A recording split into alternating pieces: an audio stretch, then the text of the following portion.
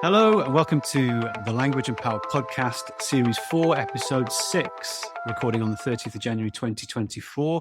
I think this is the final episode of the series on COP28. I am Michael Farrelly, and with me, as always, is Tom Bartlett. Hi, Tom. Hi, Michael. Yeah, this is an interesting one, isn't it? Where we can have a little retrospective on the other podcasts that we did during COP and just think about some of the points that we'd be making to some of the new directions we'd been going in as we were talking about these texts. And so slightly different feel to today's recording, which might be a bit fun. Yeah, good. And we were talking about, as we've gone on through the series, we've noticed, or we keep questioning, what purpose particular texts are intended to serve. Particularly, we were thinking about, well, what is the point of these public-facing big speeches when a lot of the negotiations are going on in the background and so on? And so this question keeps cropping up. What is the point of this particular text, and how is any particular text contributing to the purpose or the cause of addressing sustainability, climate change, or Yeah, whatever? Yeah. precisely. We were possibly expecting the texts that we were looking at to do too much work when we were chatting beforehand. We mentioned front stage and backstage, which is an idea that comes from Irving Mm. Goffman, is a big difference between front stage performances that are out there for the public, whatever the public might mean, and what happens behind the scenes. I think it originated from field work in the service sector in the hotels. And I think Goffman was comparing the way that this waiting staff talked when they were doing their job with the customers and the clients, Mm. and then how they talked when they were in the kitchen amongst themselves and comparing the two. And we would possibly expect these front stage performances that you get from the likes of Boris Johnson, Txai Suruí, who we'll go back to, Mia Motley from Barbados, and all these people. We were wondering, what is the purpose of this front stage work? And sort of, I think we were becoming aware that a lot of the hard work of COP is actually done behind the scenes in discourses that we don't actually see.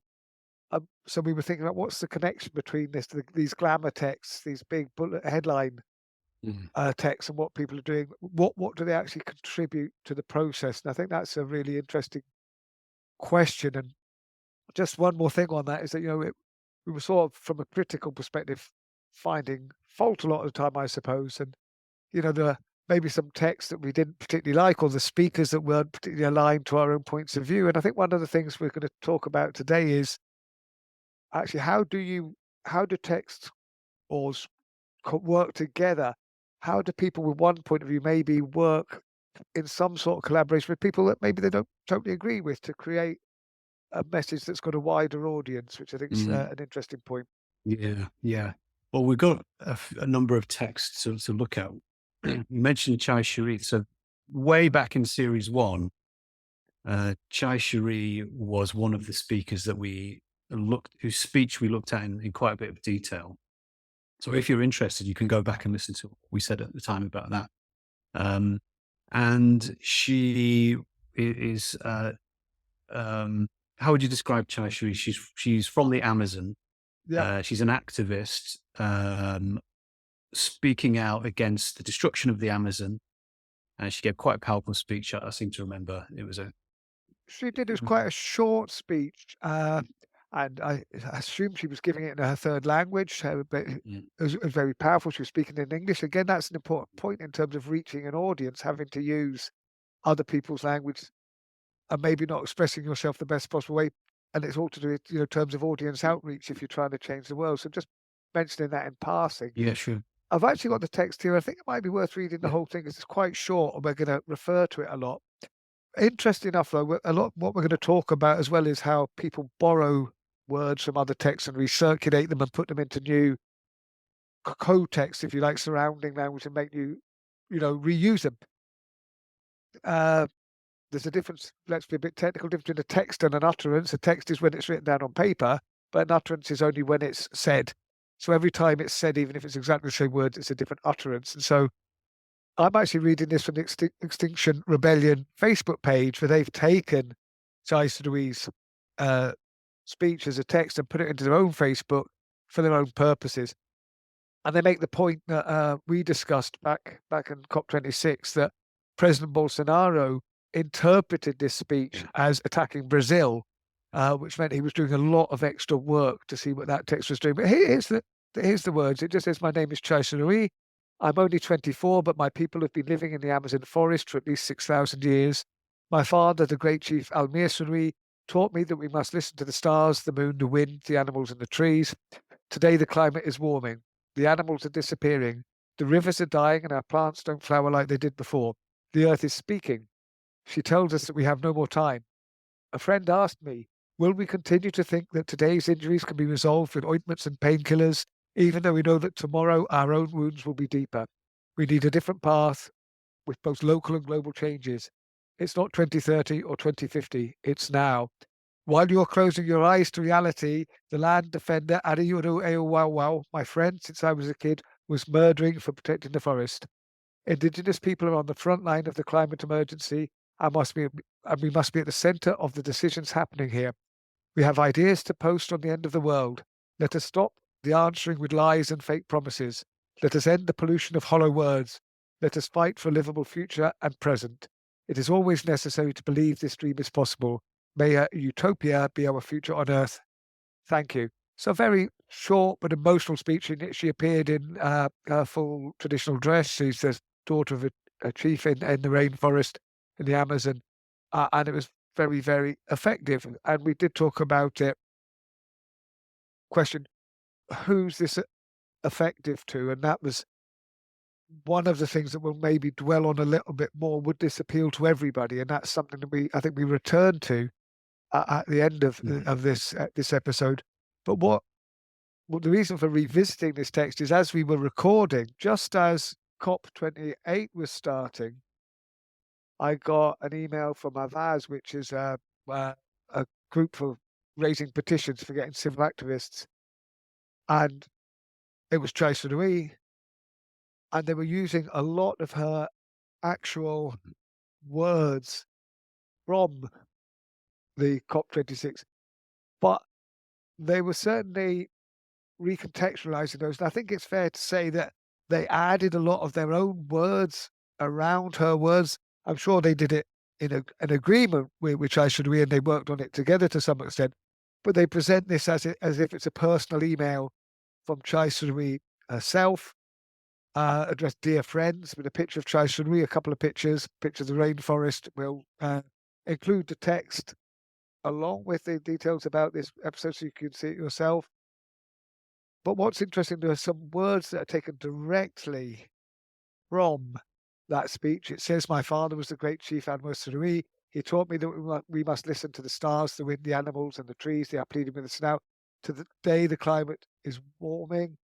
But then added to that is, now we need help getting our voices into the halls of power. We cannot do it alone. With your support, Avaz could bring powerful Indigenous voices. And then there's 5 calls for action that are phrased very clearly in the language of fundraisers, of what consciousness raising websites and the like.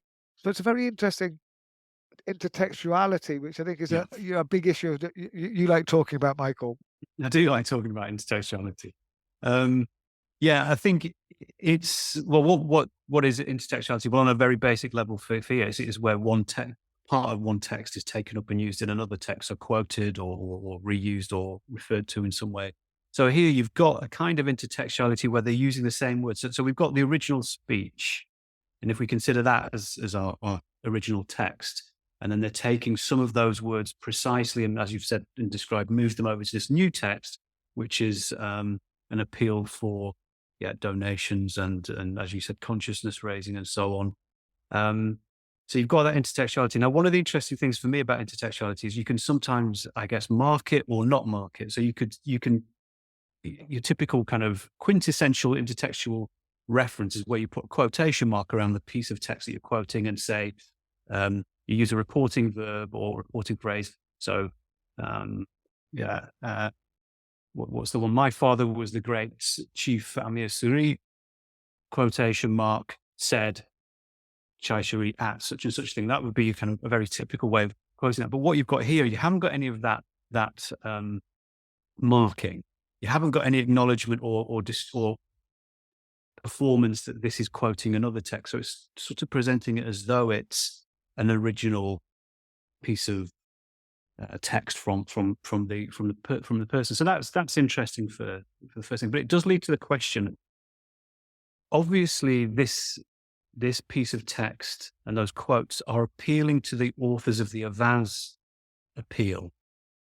So that leads us to the question, which is a big question for this episode, I suppose, is what makes a text positive when it comes to climate change, but what audiences? And we'll come back to this later. But what is it about that particular quotation, and why do they use it in this way? Why not have it as a quote? Why present it as though it's a direct new piece of information or new words on here? And I'm not saying that they're being dishonest on this. It's a genuine, it's a question. Why do this? What's the purpose of doing this?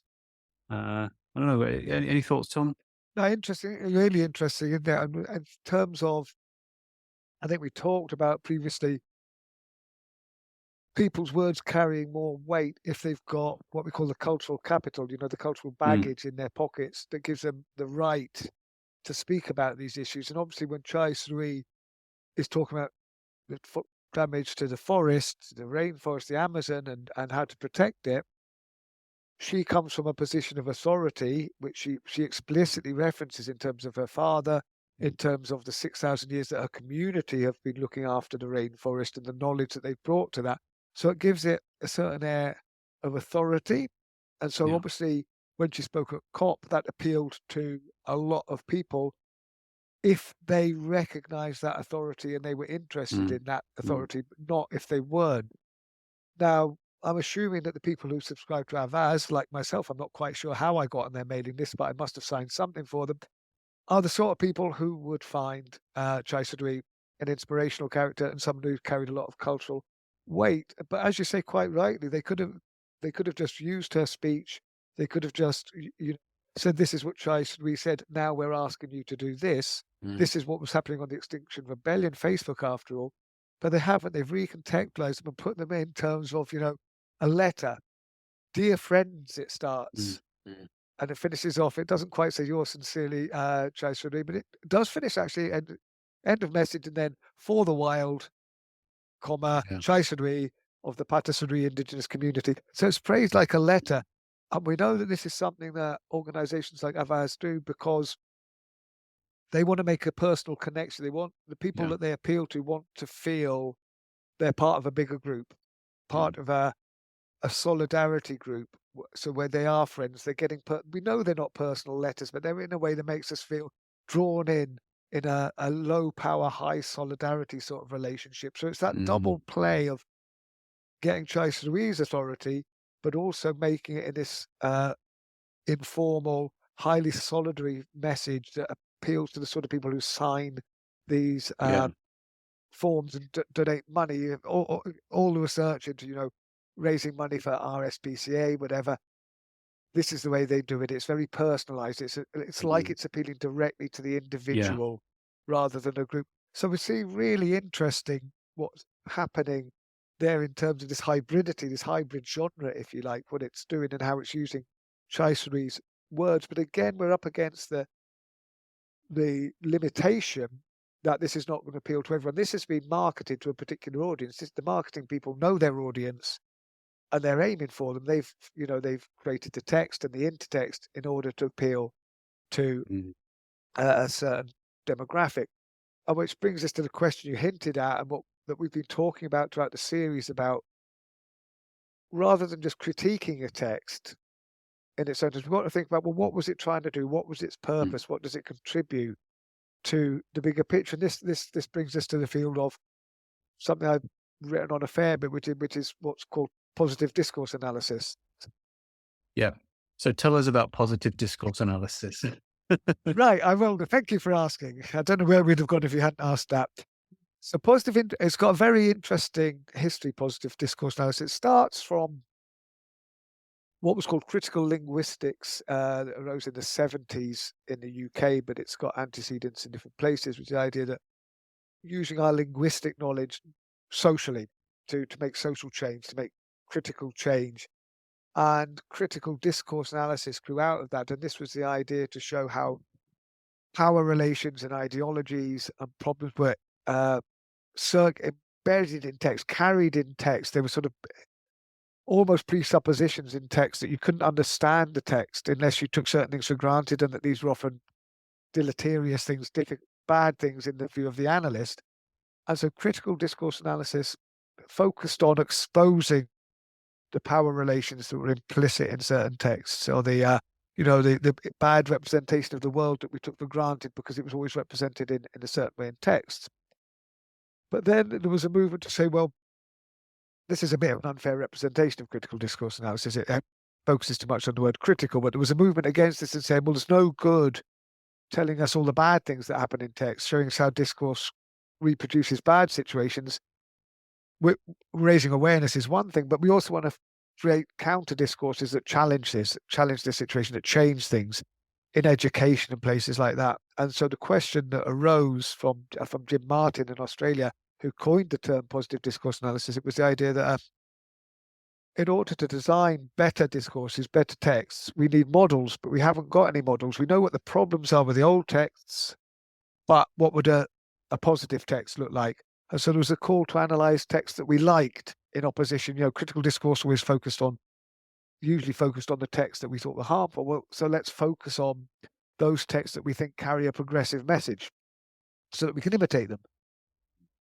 And that's it. The problem with that, in my point of view, and that I've written about a fair bit, is the idea that what counts as progressive in the eye of the analyst, or what works in one context, won't necessarily work in another context. It's no good just creating a text that you think's got a really positive message. That's just virtue signaling, unless you think that will actually take root in a particular context. And so we needed this extra research to say, will this text actually circulate? Will the ideas behind this text circulate in this different context? Are they suitable to that other context, or is it just ideas coming from the usual Western elite?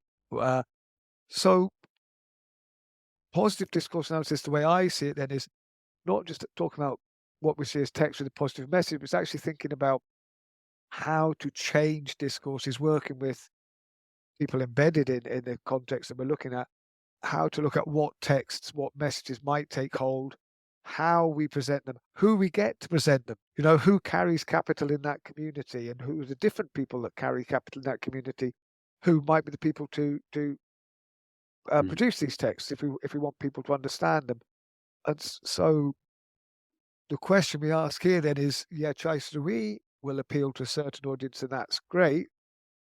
Greta Thunberg will appeal to a certain audience, but a lot of people hate Greta Thunberg and will do automatically the opposite of what she's saying. Her message turns them off environmental discourse, and actually is backward step for some people.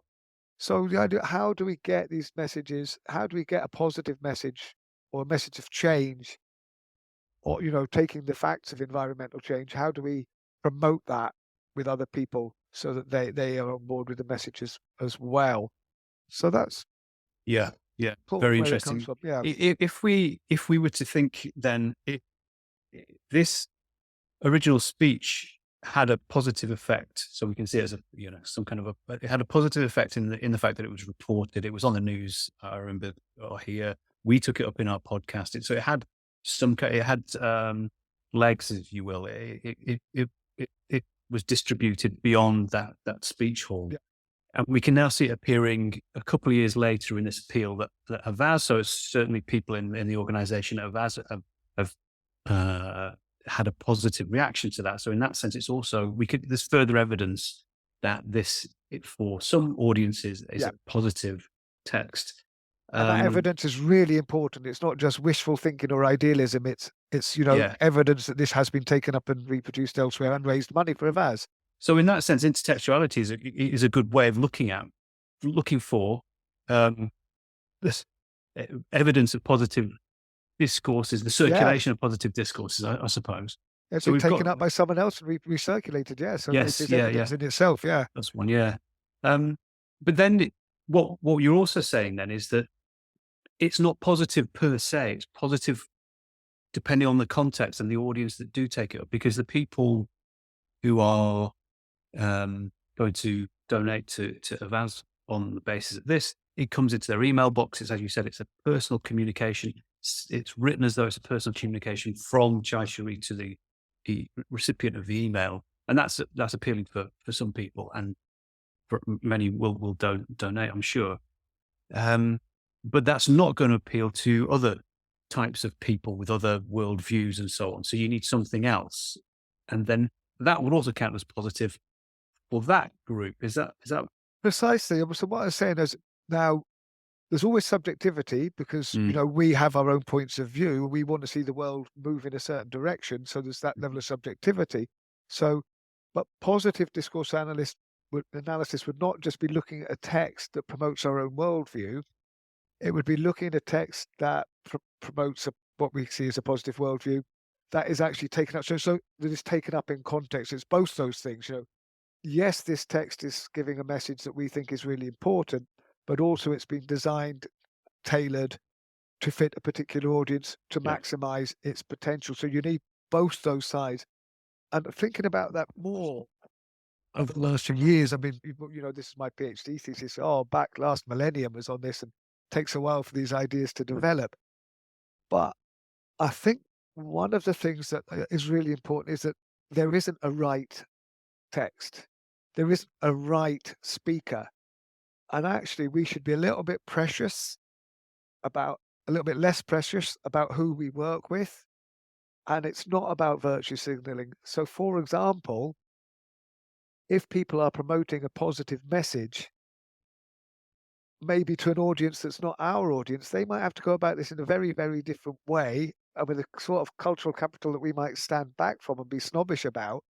But actually, that they are probably doing certainly more important work than I am as a discourse analyst at a university in changing the way people see things, even if it's not as fast as we want it to be. If we try and be too fast, it's actually, it's the parable of the sower. It's going to be useless. So we need to work with other people and hold our noses and work with people we might not agree with. Backtracking a little, just going where this came from was my own field work in Guyana, and it was to do with Guyana as a country the size of England and Wales, up nestling on Brazil's left shoulder. I was actually working in the rainforest there with community groups who had been brought in. Well, that's what let's say. There was an international organization, typical international organization structure of people from the West, accredited scientists, politicians, who the rainforest had been gifted to the international community, and these scientists were looking at conservation and analyzing the rainforest. And then one or two of the members there decided, well, actually, there are 13 communities living in here. So if we actually need to work with these people to find what they think should be done and to help them live within the forest at the same time as we're looking for other stuff. And so my perspective on critical discourse analysis changed quite a lot then. I went in thinking those who've got the money, those who've got the cultural capital on the international level will have all the power, and they'll just be using that to dominate the local communities. And actually, it didn't work like that. There were some tremendously gifted members of the local community who were actually changing the way discussions took place and were creating an intertextuality, a hybrid discourse that brought together local ways of viewing the world, local understandings of the rainforest, local hierarchies of power, to change to mix with the structures that came in from the discourse structures, the ways of talking, the hierarchies of power that came in from the international organization. So it was fascinating to see that there were different types of power, different people giving different messages, and it all depends on the speaker and the audience. It has to be tailored to that effect. But one of the things that I just, while preparing for today, this the Uncle Henry text. Uncle Henry, God bless him, he's passed away a few years ago, but he is my ultimate hero, my Beyonce, I think I said once before. Txai Suruí says in this recycled speech that's been used for Avaz, she says, we don't just live in the rainforest, we are part of it, she says.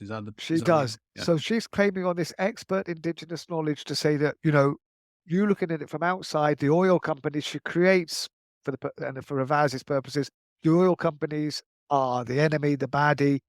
Avaz people will be position themselves in opposition to that. So she talks about that. She says, because we are actually part of the rainforest, we're integral to it, this ecosystems point of view. Therefore, we understand it. We know it's going on. So that rang bells because there's a piece of talk from Uncle Henry that I've quoted probably far too many times now. But in the talk that I've analysed most that he does, where he combines his own cultural capital as an indigenous leader with He's an indigenous he's an leader in indigenous Guyana. leader. He's a Yes. leader in the community, and Yeah. he uses Yeah. that power. He speaks in a way that only an indigenous. He speaks with an authority. You must do this. You have to do this. He gives direct commands because he's a Yeah. local leader. But he also talks about we to mean the community, a lot of solidarity. But he then wants to bring in scientific knowledge to bolster the indigenous community knowledge. And he actually says, because there are other important issues because we live amongst them, we live inside, it's a way of life. Exactly the same message that Txai Suruí is saying, to say that we understand what's going on here, so people need our knowledge. But then he goes on to say we take it for granted. Many of us do not have sense of value and don't know how valuable those things are to us. So very interesting that he's making an opposite message, Txai Suruí, to say actually familiarity can sometimes lead to blindness and contempt, and therefore he's pointing to this need to mix indigenous local knowledge, indigenous power structures with the scientific knowledge that comes from the other organizations they're working with, but for it to be a proper collaboration, for them to be working together to construct this thing from the bottom up, not to have the outside, imposing on them. So really interesting that he mixes in that talk, he mixes his local voice and the outside voice. He piggybacks on some of the Yeah. speeches by the scientists. So it's a hybrid message. It's bringing together capitals tailored to an audience just the same way as the Amaz message is. It's recontextualizing intertextuality to appeal to a particular audience, getting the best of both worlds. And when he's talking to you in an interview context or a conversation. No, this was every 2 months they would have a meeting. The 13 communities were hugely dispersed, and the transport is all by river in that part of Guyana. Yeah. So they'd be brought together once every 2 months, and for a 2-day meeting.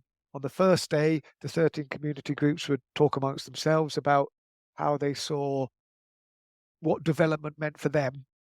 And on the second day, the organization that made this possible, the Iwakrama Rainforest Conservation and Development Program, they would talk to the indigenous communities, and maybe representatives from the Worldwide Fund for Nature or the Government of Guyana would come and talk. And at this point, Iwakrama, who the organization did have control of the forest, they were going to divide it up into areas called wilderness preserves, where nothing was to be touched at all. It was only for research. But also other areas called sustainable utilization areas, where they acknowledged that the local community's right to use the resources in the rainforest, but they were only to be used in sustainable ways. And so this particular 2-day meeting, was all about explaining what this meant. And many people got up and tried to explain this idea, and they were evidently failing from the reaction from all the people there. And they were trying to talk in very technical, very scientific terms. And Uncle Henry got up and he explained it, and people got it. I could see that. I was listening to the recordings later, sitting on a bus listening to tape recordings, and thinking, wow, suddenly everyone gets what's being said here. So what is it that Uncle Henry did that the other people didn't do? And it was nothing to do with simplicity of language. He used more technical terms. He used longer clauses. He actually spoke in more technical terms, but what he did was he used this double voice of making his way of speaking very close to community ways of speaking, understandings of the rainforest. He drew on his own capital as a leader, but he mixed that. He brought in the scientific knowledge and he embedded it within that more local knowledge, drawing on his own authority, that way of speaking that was irrelevant to his audience. And so that was a game changer for me. Uncle Henry has shaped my whole career since that, on the basis that I saw what he was instinctively doing and then worked it out. So, it was the idea that at first I discounted the outside scientists and thought they had done a poor job. But then I realized they'd done the only job they could do. They weren't in a position to do what Uncle Henry did. And actually it was an integral part of the whole thing, because Uncle Henry then piggybacked on that and recontextualized it. So I got to an understanding actually both those contributions were necessary. and they were both, dependent on that person, which leads us then back to this bigger question of working with other people. Working with people, yeah, yeah, absolutely. This is fascinating. And just for having a look at that text that you've just spoken about from Uncle Henry and looking back at the Txai Suruí, they start that same starting point. We're part of the rainforest, and they seem to then go off in different directions. Well, but they've got different purposes as well. I'm just looking at this and sort of seeing actually they've got different purposes. Txai Suruí is saying, we want you to listen to us because you don't value the rainforest. And her kind of authority on that is that we're part of it. So that's what she's trying to do. You don't value the rainforest, so you have to listen to me. You have to hear our voices, and we're important because we're part of the rainforest. The value part is the interesting thing, because that's the same. It looks to me as Uncle Henry. He's saying we, the people here in this room, don't value the rainforest. So it's the same kind of problem that he's trying to address. People who don't value the rainforest, but he's just gone about it a different way. Same starting point, but kind of twisted it. Exactly, because they're in yeah. different contexts. So Txai Yeah. Suruí, standing on the stage in COP, Yeah, has to persuade the governments and the oil companies to take the indigenous perspective into account. And we've seen changes that way over the last 2 or 3 years. yeah, Whereas Uncle Henry, he's actually speaking to the local community mainly, and he's saying, we know all this stuff and we've got all this knowledge, but actually we need to take the technical stuff into consideration yeah, as well. yeah, But they're yeah. both aiming at a sort of mixture of local knowledge where appropriate and Yeah, non-local knowledge where appropriate. yeah, But there's a different mission, and so they go about yeah, it, yeah, in a different way. Precisely, yeah, it's all yeah. context is all. Yeah, no, it's very, very interesting, and it's about, and I'm thinking about, is there? I don't know if this could be possible, but I'm wondering what the common thread of a positive discourse type text would be. If it's going to be a different message to different audiences, is there something at the core? And in terms of sustainability and climate change, it must be something about valuing and doing something about the damage that's being caused to various parts of the environment and ecosystem. Um, Yeah, I wonder if precisely. I wonder if that's a core. Yeah, yeah, I think so. It has to come back. It's not total relativity, because yeah, yeah, that's why I said we're all subjective. We're all in this with a certain point of view, and the point of view is, yes, I believe yeah, climate change is yeah, happening and spoiling the yeah, world, and yeah, so we need to, it all has to contribute to that in some way. But the narrative of what climate change is, the narrative of how that affects the audience to make them take up arms against it, mm. can vary Very hugely. differently. Yeah, yeah, yeah, And so we're going to look at an extreme example of that to finish with. yeah, Um, so we're talking about the people who might not be interested in when I play this clip of Txai Suruí saying we have to listen to the trees and nature, that will appeal to some people. But, Eccles from the Goon Show a long time ago said, I talk to the trees, that's why they put me away. There's a lot of people for whom this message will not carry any weight at all. But that yeah, doesn't mean to discount it. It's the right audience. yeah, So who are the people who don't want to listen to the trees? What the message we can give them? So we're going to turn now to someone totally different, very interesting. When listen to Arnold Schwarzenegger as the governor of California, talking about the need for environmental change and environmental discourse, but from a totally different perspective. But also, if you think about the cultural capital that he embodies through his macho roles, the Terminator, and all these things, the people who will listen to him as a hard-headed Republican as well are very, very different from the people who are going to listen to Uncle Henry, Greta mm. Thunberg, or Txai Suruí. So he's got a different audience, he's got a different cultural capital.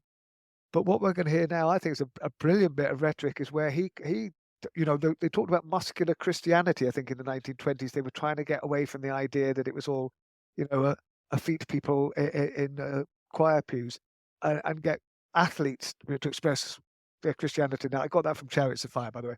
But this is the same idea. What we've got here is now a macho environmentalism, not just in that message, but the way he gives it. So I don't know if we have to comment much on it afterwards, to be honest, because I think it sort of speaks for itself. But it's Yeah. certainly worth playing this little extract here.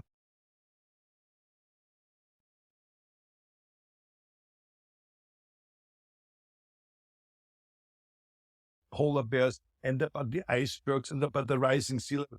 Yeah, we can mention that right along the way. I said, because it's true. There is climate change. I said, but it's caused because of pollution. Let's terminate pollution. Well, I think that we in California, as you know, we are very aggressive. We are the only place that really reduced greenhouse gases by 25% and brought it back to the 1990 level. And what we're so happy about is that we're proving simultaneously that it is the best job creator when you go green. We are number one economically in the United States with a GDP of $3.3 trillion. So it shows you that you can protect the environment and you can protect the economy at the same time. So all of those countries that come and give speeches that we're not going to go and lose jobs because of this going green, they're liars. They're just stupid and they don't know how to do it, because we figured it out how to do it. They can figure it out how to do it. And it's all about having the balls to do it.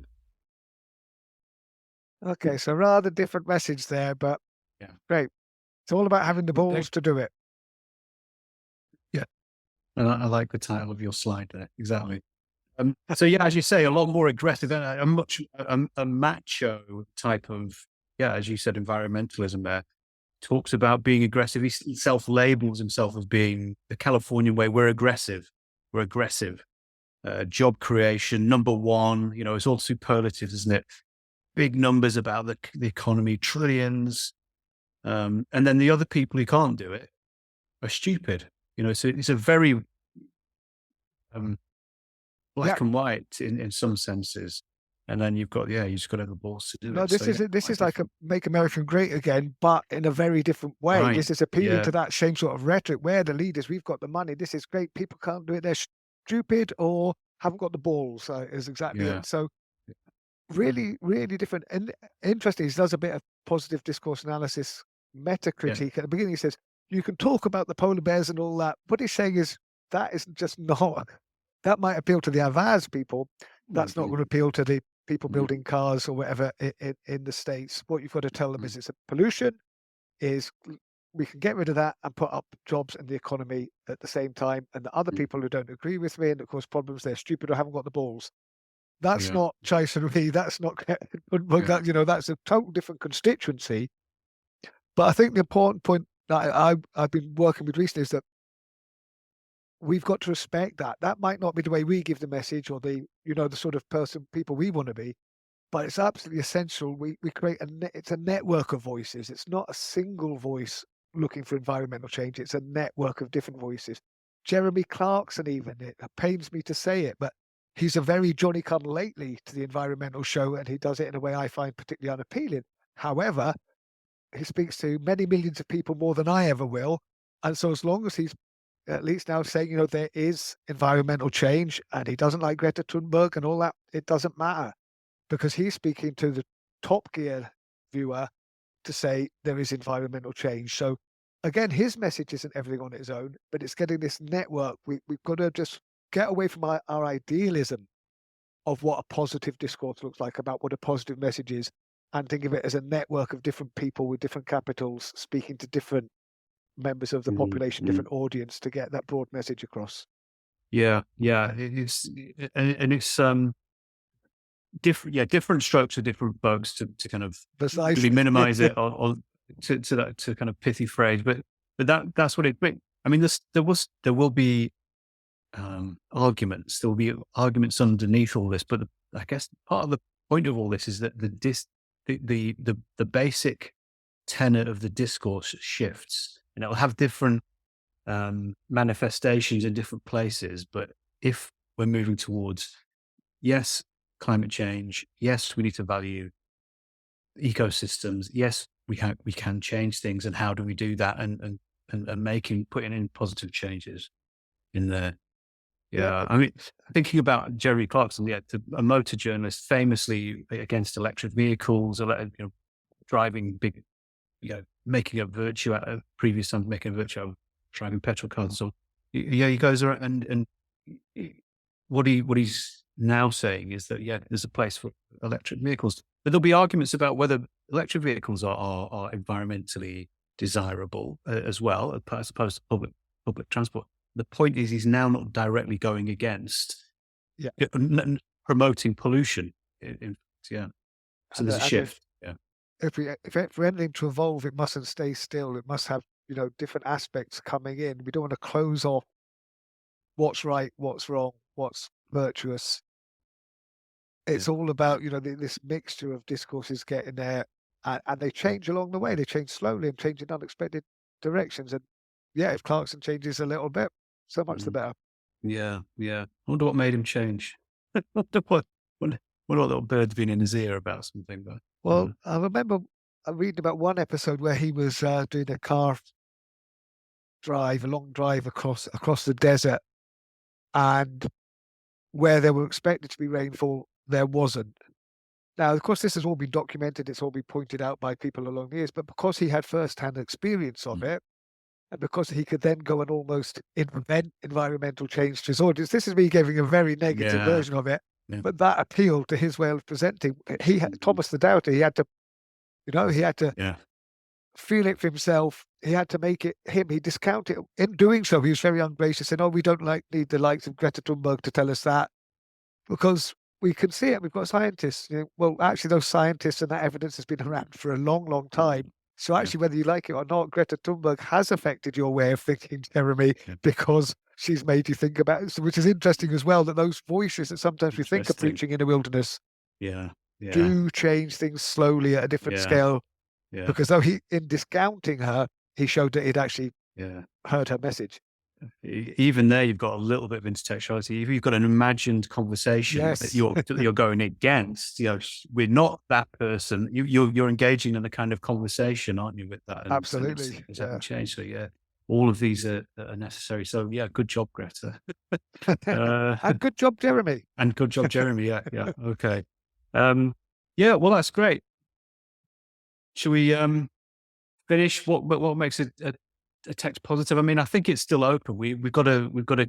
It's an amazing and fascinating task, I think, to kind of think about this in the future. What will make positive texts when it comes to climate change? But I think we've made a decent start there. Yeah, and I'm just to show my own evolution. I'm amazed that I'm signing off from this series by saying, "Well done, Jeremy Clarkson." Strange things happen. Absolutely. Okay. Well, just to finish off, so that is the last episode of our current series. We'll be back with news of another series in due course. All the texts that we've spoken about will link to in the descriptions below. Thank you for listening. Don't forget that we have got a website if you want to sign up for email alerts for when that new series does come out. We have been putting video versions on YouTube as well, if you want to look us up on there, Language and Power.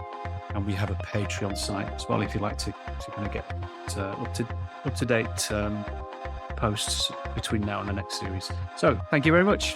Cheers, Tom. All right. Cheers, then. Cheers, Michael. See you soon. Bye now.